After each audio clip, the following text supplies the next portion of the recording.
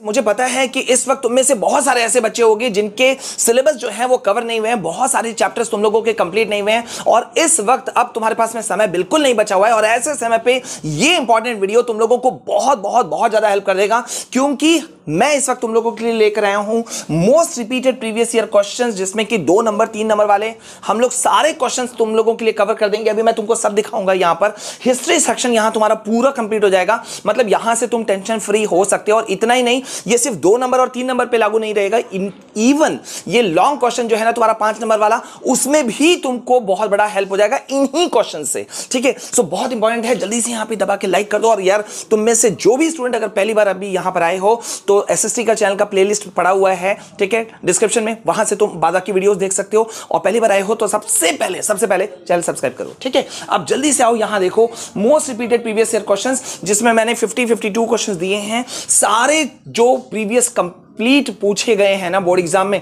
वो मैंने तुमको दे दिया है। ठीक है, अब यहां पे मैं देखो सुबह भी तुमको बता चुका हूं, ध्यान रखना, वर्ड लिमिट को फॉलो करना, पॉइंट्स में आंसर देना। ठीक है, हालांकि अगर 2 नंबर वाले हैं तो 1-2 लाइन लिख दोगे, 3 लाइन लिख दोगे तो भी चल जाएगा। ठीक है, अब जल्दी से देखो यहां पहला क्वेश्चन नंबर क्या है, what was the major change that occurred in the political and constitutional scenario due to French revolution in Europe. ठीक है, मतलब फ्रेंच रिवॉल्यूशन जो हुआ था, ठीक है, due to French revolution in Europe में जो फ्रेंच रिवॉल्यूशन हुआ था उसके चलते क्या क्या चीजें मेजर चेंजेस आए थे पॉलिटिकल और कॉन्स्टिट्यूशनल सिनेरियो में। ठीक है, तो क्या क्या था major political and constitutional change that occurred after the French revolution of 1789। पहला बात तो भाई यहां तुम ध्यान रखना कि फ्रेंच रेवोल्यूशन जो हुआ था वो हुआ था 1789 में। डेट्स याद रखना बहुत जरूरी है, वैसे ये कॉमन डेट है, याद होगा तुमको। Was the end of the rule of absolute monarch. सबसे पहला इसका एक जो आउटकम निकला था, नतीजा निकला था, वो था कि मोनार्क सिस्टम खत्म हो गया था और जो transfer and of sovereignty from the monarchy to a body of French citizens, मतलब पूरा जो सार्वभौमिकता जो था ना, पूरा पावर्स जो था ना, वो ट्रांसफर हो गया था मोनार्की से फ्रेंच सिटीजंस की तरफ। ठीक है, ओके, अब नेक्स्ट क्वेश्चन पर आते हैं जल्दी से, क्वेश्चन नंबर 2 की तरफ। What was the main M of the French revolutionaries, जो क्रांतिकारी थे, फ्रांसीसी क्रांतिकारी, उनका मेन एम क्या था? तो मेन एम क्या था कि ट्रांसफर करना है सोवरेनिटी को मोनार्की से absolute body of French citizen की तरफ, पहला। दूसरा, अब इसमें तुम यहां देखो पॉइंट कन्वर्ट कर सकते हो, यहां सेकंड पॉइंट यहां से हो जाएगा, ठीक है, और फर्स्ट पॉइंट इसको ले सकते हो।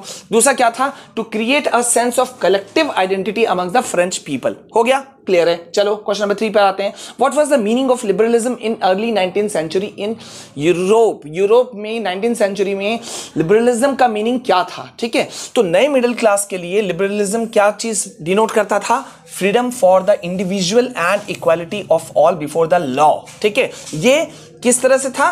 मिडिल क्लास के लिए। ठीक है, पॉलिटिकली इसका मतलब क्या था? It emphasize the concept of government by concern, मतलब गवर्नमेंट को के कॉन्सेप्ट को एम्फसाइज करना, ठीक है, सहमति के साथ में। और इकोनॉमिकली, देखो यहां इकोनॉमिकली, ये पॉलिटिकली हो गया। ठीक है, अब इकोनॉमिकली क्या था? लिबरलिज्म का मतलब था freedom of markets and abolition of state imposed restrictions on the movement of goods and Capitals. जो इधर से उधर जो सामान इधर से उधर जाते थे ना, उसमें जो टैक्स लगता था, ठीक है, तो वो जो रिस्ट्रिक्शंस होता था उसको खत्म करना, ये इनका मकसद था। ओके, नेक्स्ट क्वेश्चन अब जल्दी से देखो क्या है यहां पे।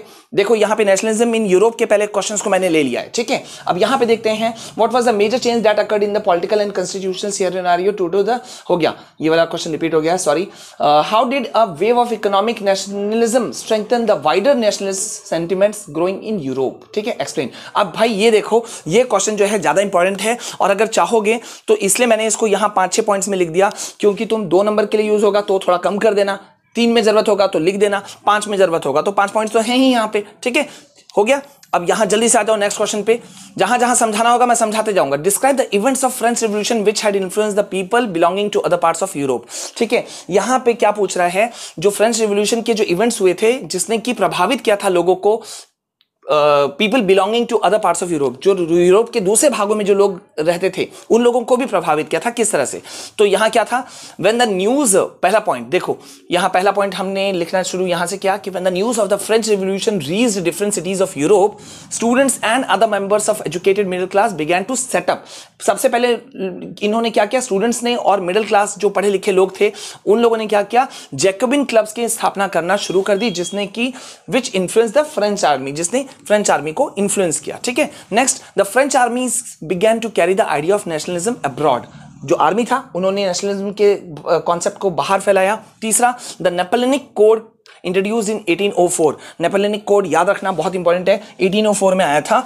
Abolishing privileges and upholding equality, ये सब वगैरह था। ठीक है, तो मेरे ख्याल से इसमें कोई दिक्कत नहीं होगा, तुम लोगों को क्लियर हो जाएगा। देख रहे हो यहाँ पे, अभी यहाँ पे हमने एक Napoleon react to French rule ये भी ले लिया, और जैकबिन क्लब्स जो है इसको भी हमने कवर यहाँ पे कर लिया है। अब ये जैकबिन क्लब वाला क्वेश्चन भी बहुत इंपॉर्टेंट है। ठीक है, 2 नंबर 3 नंबर में बहुत बार पूछा गया है, इसलिए मैंने ये दे दिया। What were Jacobin clubs? तो जैकबिन क्लब्स क्या थे? Jacobin clubs were the political clubs, ध्यान रखना, that were set up by educational middle class in all over Europe to replace autocratic regimes। autocratic regimes को replace करने के लिए इसकी स्थापना की गई थी in Europe। ठीक है, with democratic governments they were inspired by the events in France। हो गया, तो उनके एक्टिविटीज क्या थे? How did their activities and campaigns help to spread an idea of nationalism abroad? तो उनके एक्टिविटीज ये सब थे। पहला क्या था कि उन्होंने क्या क्या क्लब्स की स्थापना की जिसमें कि लोगों को मोटिवेट किया जाता था। ठीक है, इसी तरह से ये 2 पॉइंट्स हैं, इसको देख लेना। ठीक है, अब यहां से क्वेश्चन नंबर 9 से यहां तुम्हारा आ जा रहा है नेशनलिज्म इन इंडिया। इस चैप्टर का इंपॉर्टेंट क्वेश्चन जो है वो मैंने यहां दे दिया। ठीक है, अब यहां देखो कौन कौन से क्वेश्चन रिपीट हुए हैं। ठीक है, स्वराज फ्लैग किसने डिजाइन किया था? बाई 21 गांधी जी ने डिजाइन किया था, ऑब्वियसली तुमको पता होगा। इसका मेन फीचर क्या था? बीच में चरखा था। ठीक है, ओके, चरखा था। चलो इस क्वेश्चन को हटा दे रहा हूं मैं। सिविल डिसोबीडियंस मूवमेंट, ठीक है, एसडीएम और एनसीएम, नॉन कॉपरेशन मूवमेंट, दोनों के बीच में डिफरेंस तुम लोग को पता होगा। 3 पॉइंट यहां दिया, 3 पॉइंट यहां दिया, बॉक्स टेबुलर फॉर्म में बना देना। हो गया, नेक्स्ट। अब फिर यहां देखो, how did different social groups join the civil disobedience movement? कैसे डिफरेंट सोशल ग्रुप्स ने ज्वाइन किया था और उसका आउटकम क्या निकला था, मतलब नतीजे क्या हुए, किस तरह से लोग घुसे, किस तरह से लोगों ने क्या क्या किया। ठीक है, तो यहां पे देखो 2-3 चीजें थी, यहां पे मैं तुम लोगों को दिखा दे रहा हूं। डिफरेंट जो सोशल ग्रुप्स थे, ठीक है, जैसे कि रिच पीजेंट कम्युनिटीज थे, फिर पुअर पीजेंट्स थे। ठीक है, तो इन ये लोग जो आए वो लोगों ने क्या किया? पुअर पीजेंट जो आए थे वो लोग क्यों आए थे? ठीक है, दोनों के आने के रीजंस अलग अलग थे ना। असहयोग आंदोलन सिर्फ देखो देशभक्ति मामला नहीं था, देशभक्ति भी उठा था, ठीक है, लेकिन वो किन रीजन से उठा था? होता है ना कि विरोध तभी होता है जब कोई चीज किसी को दबाया जाए। अब वो कुछ रूल से हो जाता है, कुछ चीजों से हो जाता है। ठीक है, इसको एक बार देख लेना, बहुत इंपॉर्टेंट क्वेश्चन। ओके, नेक्स्ट आते हैं यहाँ पे, why did the non cooperation movement gradually slow down in the cities? Explain. भाई यहाँ पे धीरे धीरे करके जो नॉन कॉपरेशन मूवमेंट था वो धीरे धीरे स्लो डाउन होता चला गया। अब नॉन कॉपरेशन का सबसे बड़ा रीजन क्या था, बता सकते हो? सबसे बड़ा एक रीजन था खादी क्लॉथ वाज एक्सपेंसिव। ये देख रहे हो, बहुत ज्यादा एक्सपेंसिव था, जिसकी वजह से गरीब लोग उसे नहीं खरीद सकते थे। लेकिन तन पे तो ढकना होगा, कपड़े तो चाहिए होंगे, तो फिर क्या होगा? ऑब्वियस सी बात है, जो मिल्क क्लॉथ्स होते थे वो सस्ते होते थे। ठीक है, और दूसरी बात ये कि एक सेकंड रीजन था ब्रिटिश इंस्टीट्यूशन, इसका तोड़ नहीं था इंडियंस के पास में, है ना। जो लोग अपने अच्छे स्कूल्स में पढ़ाना चाहते थे, अच्छे जगहों पे पढ़ाना चाहते थे अपने बच्चों को, उनके लिए कोई ऑप्शन नहीं था। ठीक है, ठीक है, और यहां पे देखो स्टूडेंट्स एंड टीचर्स क्या था, वो स्कूलों कॉलेज में तरफ बढ़े। लॉयर्स जो थे उन्होंने गवर्नमेंट कोर्ट्स को ज्वाइन कर लिया, और इस वजह से लोगों का जो जोश था सिटीज में वो धीरे धीरे कम होता चला गया। ठीक है, ओके, नेक्स्ट अब जल्दी से आओ यहां पर। Mahatma Gandhi, why did Mahatma Gandhi decide to withdraw the non cooperation movement in February 1922? भाई यहां पे क्या हुआ था, तुमको पता है कि चौरा चौरी का कांड हुआ था। ठीक है, गांधी जी का मोटो क्या होता था कि भाई अहिंसक चीज हो। ठीक है, लेकिन यहां पे क्या हुआ? पहला चीज देखो, यहां पॉइंट वाइज तुम आंसर लिखना। पहला पॉइंट यहां क्या दे रहा है कि Gandhi ji felt the movement was turning violent at many places and the satyagrahis need to be properly trained.